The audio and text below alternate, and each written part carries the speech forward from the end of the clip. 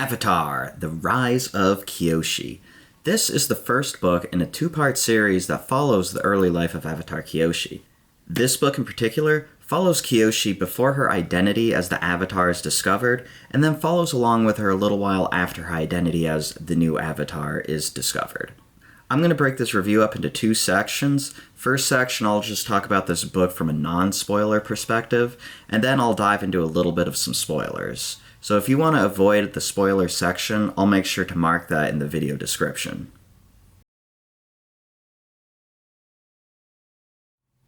Without delving into spoilers, I'll just say that the early parts of this book, there's some confusion on who the next Avatar is. But after certain events, it is in fact discovered that Kyoshi is indeed the next Avatar. And this is a very interesting way to get introduced to this book. You get to learn about the characters and Kyoshi, and learn about them, what their life was like before Kyoshi was discovered as the next Avatar. And honestly, it's a very easy way to introduce Kyoshi as a character, as well as to introduce the other characters around Kyoshi as well. And what's really interesting about this is that you can compare her character at the beginning of the story with where she stands at the end of the story, and see how much she has changed in such a short period of time.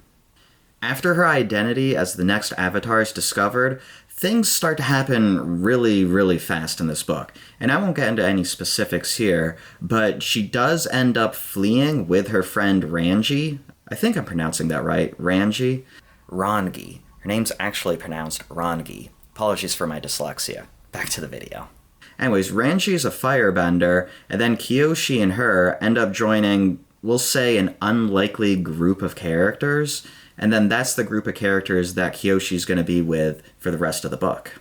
And then you get this really interesting dynamic between Kyoshi, Rangi, and the new characters. It's very interesting because Rangi knows that Kyoshi's the next Avatar. This new group of characters doesn't know, at least early on, that she's the next Avatar. And Rangi doesn't really agree that the Avatar should be with this group of characters, since the Avatar has a certain role she needs to fill, on the world stage.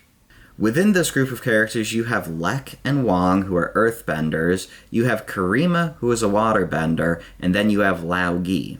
And this group that Kyoshi joins, they call themselves the Flying Opera Group. Once they find out that Kyoshi is in fact the next Avatar, she ends up training with these characters since she was never able to get formal Avatar training. After this point, the pacing of the book does slow down a bit. Not too much, but it definitely does as they go on this, we'll call it a quest. But really, it's only slow for a little while, and then things start to speed up again. One thing leads to another, and events lead Kyoshi to finally confronting the character that ended up with her fleeing and joining the Flying Opera Group. The book ends definitely on a bit of a cliffhanger, which I'm okay with because there is a sequel to this book, but I definitely would prefer if there was a bit more closure.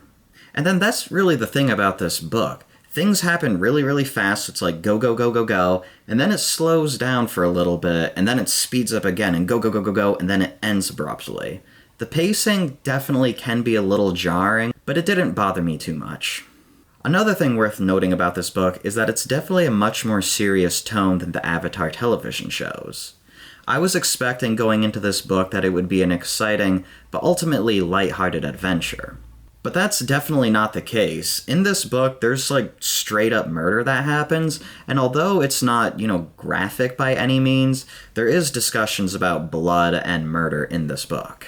So if you have a child that liked the Avatar television shows, you might want to wait on reading them this book until they are a little bit older.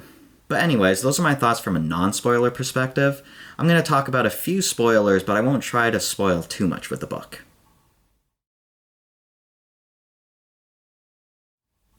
So delving into more of the, serious tone of this book, like I said, I was expecting this to be kind of lighthearted like the television shows, but it's definitely not.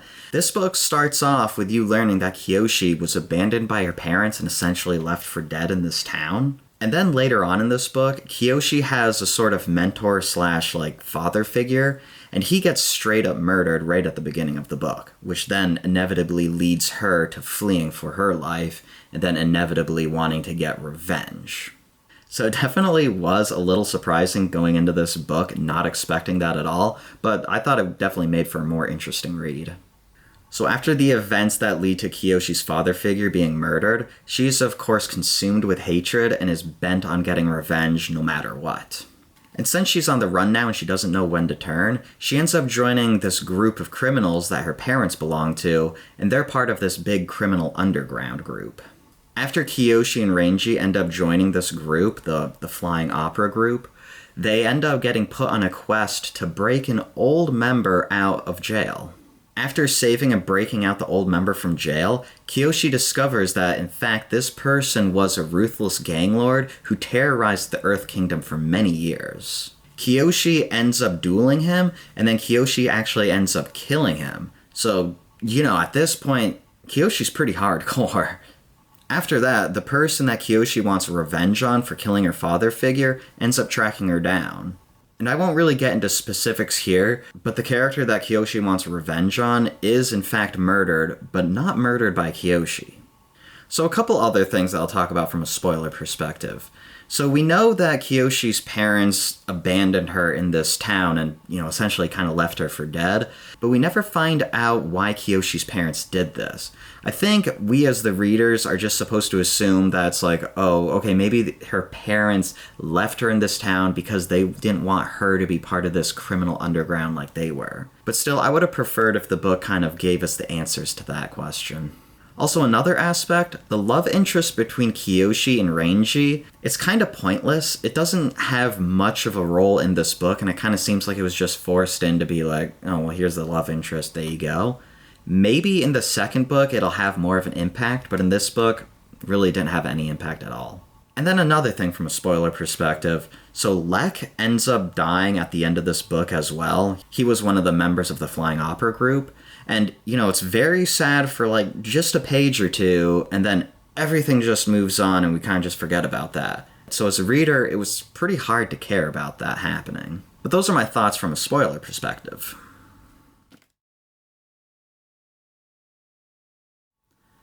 So yeah, overall, I thought this was a very good book, and in fact, I think this book would make a fantastic series to go along with The Last Airbender and Korra. And really, that's the best thing I can say about this book. If you like the Avatar television shows, I definitely think you would like this book.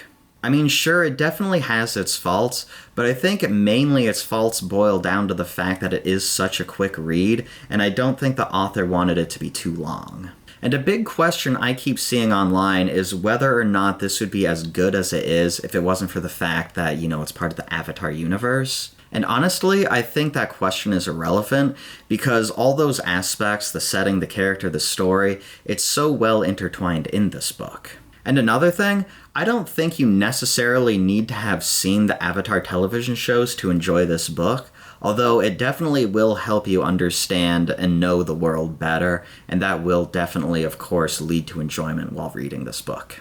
But after reading this book, I can definitely say I'm hooked, and I can't wait to read the next one in the series. So yeah, those are my thoughts on The Rise of Kyoshi. Let me know what you think down in the comments below. Thanks for watching.